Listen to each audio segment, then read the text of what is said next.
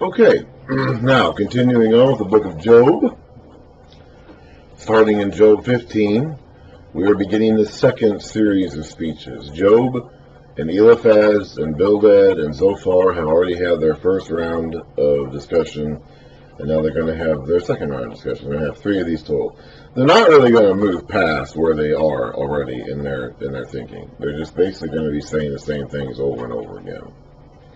There really isn't anything to come in the second or third series of speeches that we haven't already communicated in the first. Now, the other guys, Elphaz, Bildad, and Zophar, are going to get more pointed in their criticism of Job, and more direct in stating their suspicions of his hidden guilt. And Job is going to become more pronounced or vehement in his denial of such hidden sin and his statement of his innocence. But except for the tone kind of increasing over. Oh boy. Yeah. The actual content of their speeches isn't really going to be any different. Anyway, here we go. Job 15, starting in verse 1. Got the cat right there. No. Then Elphaz the Temanite replied, "Would a wise man answer with empty notions, or fill his belly with a hot east wind?" So would a smart person act like an airhead, or act like a bag of wind, just blowing out hot air? Would he argue with useless words, with speeches that have no value? But you even undermine piety and hinder devotion to God. Your sin prompts your mouth. So he's pretty clearly saying that Job's got some major sin in his life that's causing him to act this way. It caused his punishment to begin with. It was the reason why he was punished, in divine judgment was poured out upon him to begin with, and it's also causing him to act this way. Your own mouth condemns you, not mine. Your own lips testify against you. Don't stop. You just leave that alone. Okay. Are you the first man ever born? Were you brought forth before the hills? Age, of course, had a connection with wisdom. We really don't think of that this way today. We don't like old people. We don't like aged things. But back in their culture, and for much of human history, in fact, age had a connection with wisdom. If you lived a long time, if you were old, you were supposed to have accumulated wisdom more. We really don't think that way these days, but that is largely how human society has shaped itself. So he's basically saying that, are you the oldest, wisest person out there? Are you the first man ever born? Were you brought forth before the hills?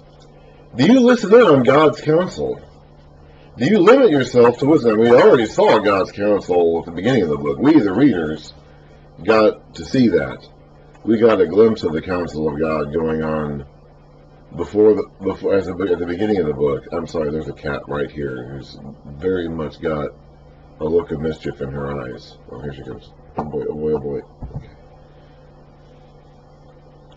So this is kind of an ironic thing for what's his name, Elphaz, to be saying, because Job hasn't, neither has Elphaz for that matter, unless he considers his ghostly visitor from chapter 4 to be an insight into God's counsel. But we, the readers, have. So we know that all these guys are mistaken in there.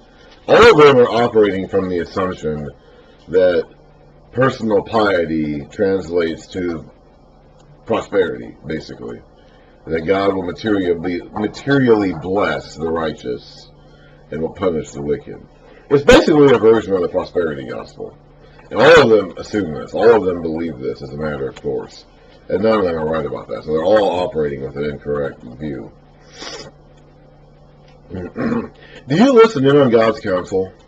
Do you limit wisdom to yourself? What do you know that we do not know? Excuse me, wow. What insights do you have that we do not have? The gray-haired and the aged are on our side, so traditional wisdom is on their side. More men even older than your father. Are God's consolations not enough for you? Words spoken gently to you? Why has your heart carried you away? And why do your eyes flash, so that you vent your rage against God and pour out such words from your mouth? What is man that he could be pure, or one born of woman that he could be righteous? So can a man really ever be pure? Can a physical, corrupt, mortal man ever truly be righteous? If God places no trust in his holy ones, and here I'm assuming he's talking about angels, if even the heavens are not pure in his eyes,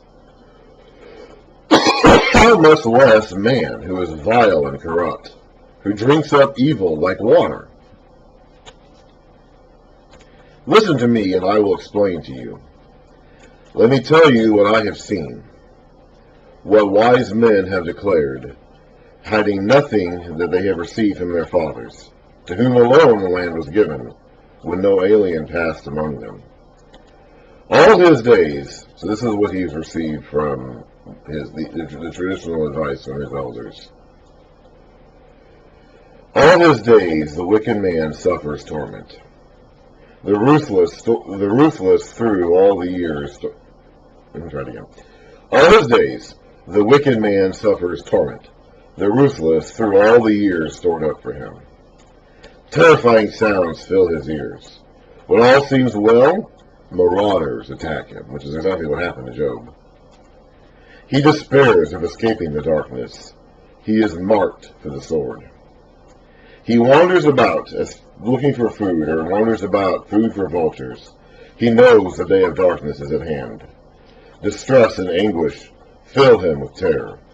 They overwhelm him like a king poised to attack, because he shakes his fist at God and vaunts himself against the Almighty, defiantly charging against him with a thick, strong shield. Though his face is covered with fat, and his waist bulges with flesh, that basically means that he's well-fed and indulgent in his lifestyle. He will inhabit, so he's got a lot of food, he's got a lot of stuff. You know, for a long time, for a huge majority of humans, really only up until the last few generations, honestly, being large or being chubby or physically, not really fat per se, but like thick, was actually considered to be an attractive physical character feature because it spoke to affluence and well-nourishment. You know, most people didn't have the luxury of getting overweight or slightly chubby because they didn't have enough food. They didn't have access to enough food. So here in the book of Judges, when we get to Judges, we're going to read about an indulgent king who's extremely fat because he has access to lots of food. Man, my eyes, So he's basically saying that even though this guy is well-fed and has access to all the lovely things he wants, he will inhabit ruined towns and houses where no one lives. Houses crumbling trouble. So he's going to lose what he's got, basically. He will no longer be rich, and his wealth will not endure. Nor will his possessions spread over the land. He will not escape the darkness. A flame will wither his shoots, and the breath of God's mouth will carry him away. Let him not deceive himself by trusting what is worthless, for he will get nothing in return. Before his time he will be paid in full, and his branches will not flourish. He will be like a vine stripped of its unripe grapes, like an olive tree shedding its blossoms. For the company of the godless will be barren, and fire will consume the tents of those who love bribes. They conceive trouble and give birth to evil. Their womb fashions deceit. He didn't actually say that Job was one of these guys, but we all know that's what he's insinuating here now, don't we? Then Job replied, I have heard many things like these. Miserable comforters are you all. Will your long-winded speeches never end? No, Job, we got a long way to go here. We've got about 15 more chapters of this, Job. Will your long-winded speeches never end? What ails you that you keep on arguing? I could also speak like you if you were in my place. I could make fine speeches against you and shake my head at you. Then my mouth would encourage you. Comfort from my lips would bring you relief. That's what he wants from these guys. That's not what he's getting. It's important to these guys. It's important to these three men to believe that Job is being punished rightly for some sort of sin that they don't know. Okay? They can't say what this sin is. Job has challenged them to tell them what this sin is. Tell them what this is. They can't do it. There isn't one. They don't know of one and there isn't one. But it matters to them a lot to keep holding on to this belief that Job is being punished for some kind of sin. Because in their minds, then, if they don't commit that same sin, what happened to Job won't happen to them. If what happened to Job is just a result of some random chance or something else beyond their knowledge, then there's a chance that what happened to Job could happen to them. And they don't want to believe that. They need to comfort themselves with the belief that that's not possible. So for them to believe that, for them to believe that they're insulated from anything like this, they have to then believe that Job is specifically being punished for something he did, that as long as they don't do that, it won't happen to them. Yet if of course that's not accurate, that's not what's going on here at all, but that's what they need. And they haven't actually said that, but Job has, that's basically what Job is getting at here. Yet if I speak, my pain is not relieved. And if I refrain, it does not go away. So whether he speaks or not, it's going to hurt. Surely, O God, you have worn me out. You have devastated my entire household. You have bound me, and it has become a witness. My gauntness rises up and testifies against me, so he's gaunt. Maybe he was well fed once, but he's not now. God assails me and tears me in his anger, and gnashes his teeth at me. And my opponent, who is God, of course, fastens on me his piercing eyes. Men open their mouths to jeer at me. They strike my cheek in scorn and unite together against me. God has turned me over to evil men and thrown me into the clutches of the wicked. All was well with me, but he shattered me. He seized me by the neck and crushed me. He has made me his target. His archers surround me. Without pity, he pierces my kidney, so he shoots those arrowheads right into Job's back and spills my gall on the ground. Again and again he bursts upon me. He rushes at me like a warrior. I have sewed sackcloth over my skin and buried my brow in the dust. My face is red with weeping. Deep shadows ring my eyes. Now that could be a reference to his mourning over the loss of his children, or maybe just what's happening to him in general. Job doesn't really seem to mourn the loss of his children specifically in this book, but that could be a reference to it. Yet my hands have been free of violence, and my prayer is pure. O earth, do not cover my blood.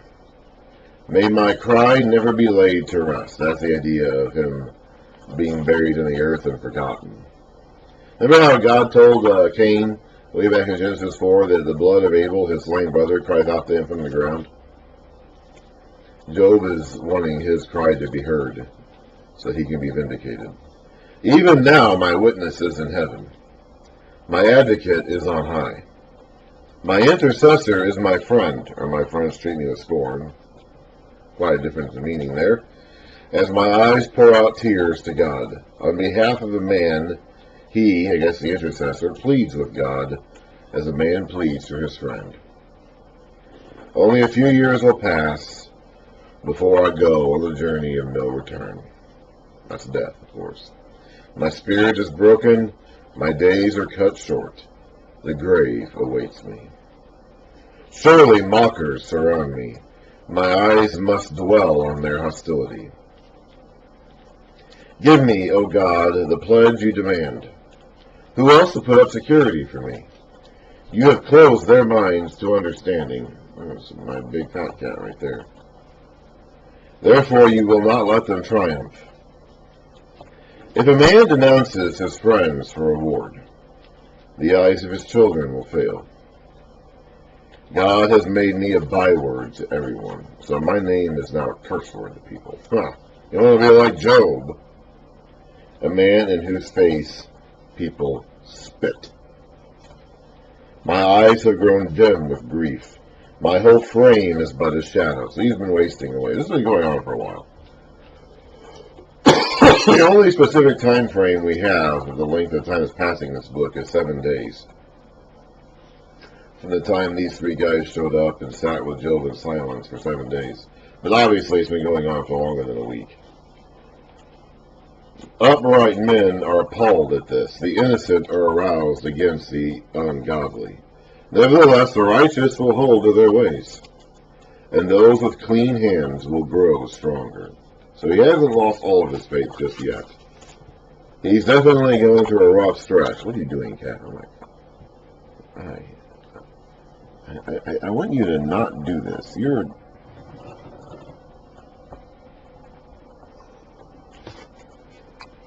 Stop. You stop that right now. But come on, all of you, try again. I will not find a wise man among you.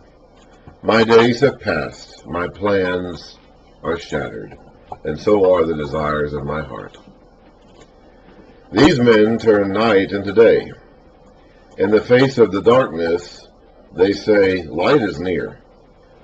If the only home I hope for is the grave, if I spread out my bed in darkness, if I say to corruption, you are my father, and to the worm, my mother or my sister, when you die and you go into the ground, your flesh corrupts and maggots eat you. So that's what he's talking about here. Where then is my hope? Who can see any hope for me? Will it go down to the gates of death? Will we descend together into the dust?